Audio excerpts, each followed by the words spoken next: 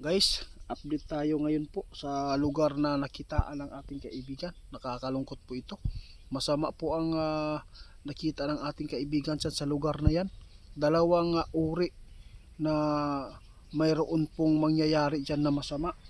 Dalawa aksidente at yung sinasabi natin na sakuna, kalamidad.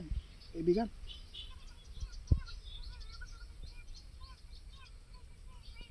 ito ang nakikita po ninyo ngayon doon sa lugar na yan. Pwede mga malaman, kaibigan, kailan po ito mangyayari?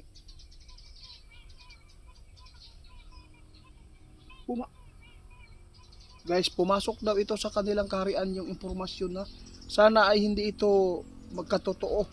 Kaya tulungan natin masupla ito mga idol. Dalawa po ang nakita ng ating kaibigan na mangyari. Malaking aksidente at mayroon pang sakuna na tatama po doon na medyo hindi maganda ito sa tao. Kaya ipinapaabot namin ito mga idol, lalo sa kaibigan. Napakaaga po niya ngayon nagpaabot dahil gusto nila na hindi magkapanti ang tao.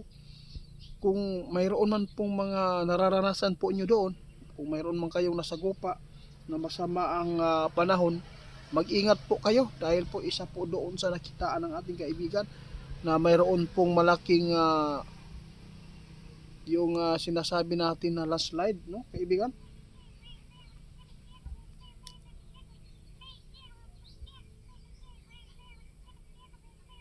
Grabe.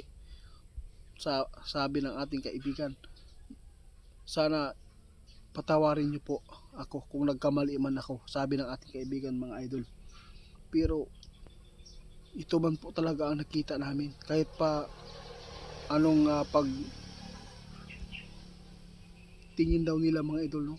Kahit ano pa ang kanilang ginawang pag tingin sa kanilang kaharian na mayroon talagang hindi maganda ang sign na nakita ng ating kaibigan doon sa lugar na yan. Kaya agad po daw nilang ipinapaabot. Kaya ipinapaabot po nila, gusto po ng ating kaibigan na masupla din at hindi ito mangyayari. Kaya salamat naman po ito kaibigan.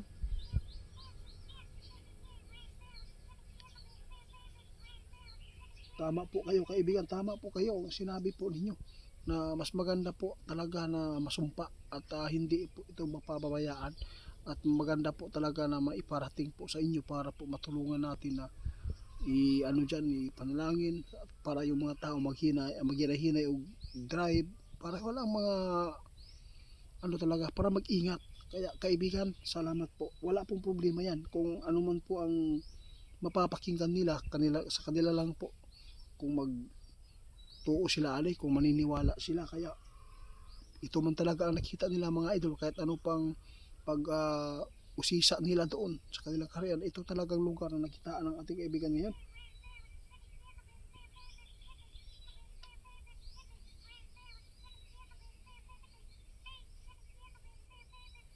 Salamat po. Guys, kayo na lang po bahala maghusga. Pakishare na lang po ito mga idol. Dahil sa lugar na yan, no, mag-ingat. Kung ano man po ang naranasan po ninyo dyan na panahon, mag-ingat pa rin kayo sa lindol ha. Dahil po ang lindol mga idol ay bigla na lang po yan, no, dumating sa lugar natin. bigla na lang yumanig. Kaya kung ano man po ang mga babala ng ating kaibigan ngayon na mayroon nakita po ang ating kaibigan, ipinapaabot po nila ito sa inyo para po ay hindi kayo mabigla kaibigan.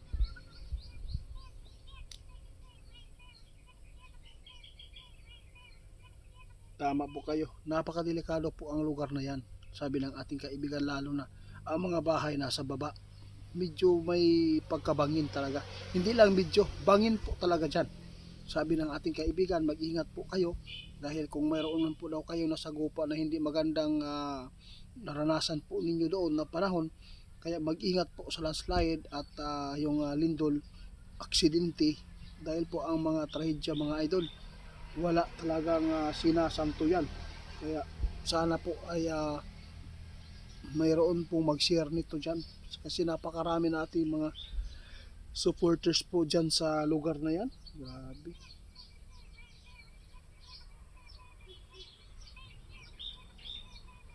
Tama ka kaibigan.